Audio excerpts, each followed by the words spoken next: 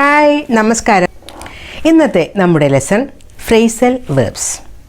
Phrasal വെർബ്സിൻ്റെ 2 lessons നമ്മൾ ഇതിനു മുൻപ് ചെയ്തിട്ടുണ്ട്. അതിൻ്റെ ആ ലെസൺസിൻ്റെയൊക്കെ ലിങ്ക് ഞാൻ ഈ വീഡിയോയുടെ ഡിസ്ക്രിപ്ഷൻ ബോക്സിൽ ഇടുന്നുണ്ട്. അതൊന്ന് കാണാൻ ശ്രമിക്കണം. ഒരു വെർബിൻ്റെ ഒപ്പം ഒരു പ്രിപ്പോസിഷനോ മറ്റോ വേറെ ഒരു എലിമെൻറ്റ് ആഡ് ചെയ്യുമ്പോഴാണത് ഫ്രേസൽ വെർബായി മാറുന്നത്.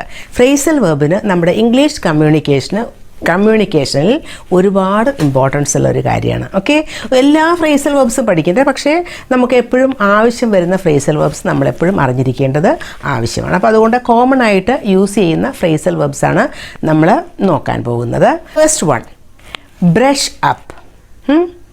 ബ്രഷ് അപ്പ് എന്ന് പറഞ്ഞാൽ, ബ്രഷ് എന്നുള്ള വാക്ക് എല്ലാവർക്കും അറിയാവുന്നൊരു വാക്കാണ്. ബ്രഷ് നമ്മൾ ടൂത്ത് ബ്രഷ്, പിന്നെ അതുപോലെ പെയിൻറ്റ് ബ്രഷ്, ഇതൊക്കെയുണ്ട്. പക്ഷേ ബ്രഷ് ചെയ്യുക അതൊരു ക്രിയയായിട്ട് ഒരു വെർബായിട്ട് ഉപയോഗിക്കുകയാണെങ്കിൽ ബ്രഷ് ചെയ്യുക. ബ്രഷ് ചെയ്യുക എന്ന് പറഞ്ഞു കഴിഞ്ഞാൽ അതൊന്ന് വൃത്തിയാക്കുക, അതല്ലെങ്കിൽ ഉരച്ച് കഴുകുക എന്നൊക്കെ പറയാം. ഇവിടെ നമ്മുടെ ഫ്രേസൽ വെർബ് ബ്രഷ് അല്ല, ബ്രഷ് അപ്പ്. ബ്രഷ് എന്ന് പറഞ്ഞാൽ അതൊരു വെർബ് മാത്രമാണ്. വെർബായിട്ടും അതുപോലെ നൗണായിട്ട് ഉപയോഗിക്കാം. പക്ഷേ നമ്മളിപ്പോൾ ഇവിടെ നോക്കാൻ പോകുന്നത് ബ്രഷ് അപ്പ് എന്ന ഫ്രേസൽ വെർബാണ്. എന്താണ് ബ്രഷ് അപ്പ് എന്ന് പറയുമ്പോൾ അതിൻ്റെ meaning? Practice or review your knowledge or A skill that you haven't used in A while. പല കാര്യങ്ങളിലും നമ്മൾക്ക് അറിവുണ്ടാവും. കാര്യങ്ങളിൽ നമ്മൾ വായിച്ചറിഞ്ഞതാവും, കേട്ടറിഞ്ഞതാവും നമ്മൾക്കുണ്ടായ ഒരു നോളജ്, അതല്ലെങ്കിൽ നമ്മുടെ ഒരു സ്കിൽ, നമ്മൾ ഡെവലപ്പ് ചെയ്തെടുത്ത ഒരു സ്കിൽ. ഇത് കുറേ നാൾ നമ്മൾ ഉപയോഗിക്കുന്നില്ല, നമ്മൾ അതുമായിട്ട് ഒരു കണക്ഷനും ഇല്ല. അങ്ങനെ വരുമ്പോൾ നമ്മൾക്കുണ്ടായ ആ അറിവുകൾ കുറച്ച് മങ്ങിത്തുടങ്ങും. നമ്മുടെ മനസ്സിൽ നിന്ന് അതിങ്ങനെ പോയി തുടങ്ങും, ഇല്ലേ? അത് പിന്നീട് അതേ ലെവലിലേക്ക് വരണം എന്നുണ്ടെങ്കിൽ എന്ത് ചെയ്യണം? ഒന്നുകൂടി നമ്മുടെ ഓർമ്മ പുതുക്കണം, അല്ലേ? ആ ഓർമ്മ പുതുക്കലാണ് ഈ ബ്രഷിങ് അപ്പ് എന്ന് പറഞ്ഞാൽ. ഓർമ്മ പുതുക്കുക എന്ന് തന്നെയാണ് അതിൻ്റെ മീനിങ്. ഒരു എക്സാമ്പിൾ ഞാൻ പറയാം. ഡ്രൈവിങ് ഒരു സ്കില്ലാണ്.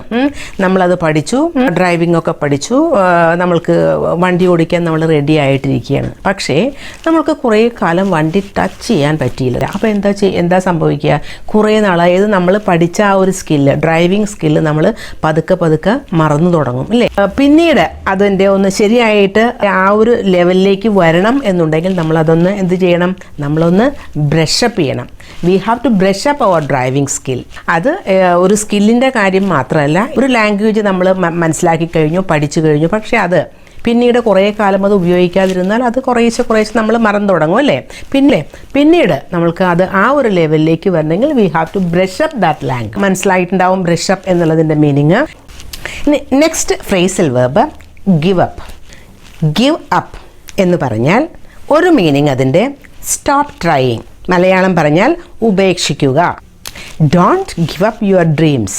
ഒരിക്കലും നമ്മുടെ സ്വപ്നങ്ങളെ നമ്മൾ ഉപേക്ഷിക്കരുത്.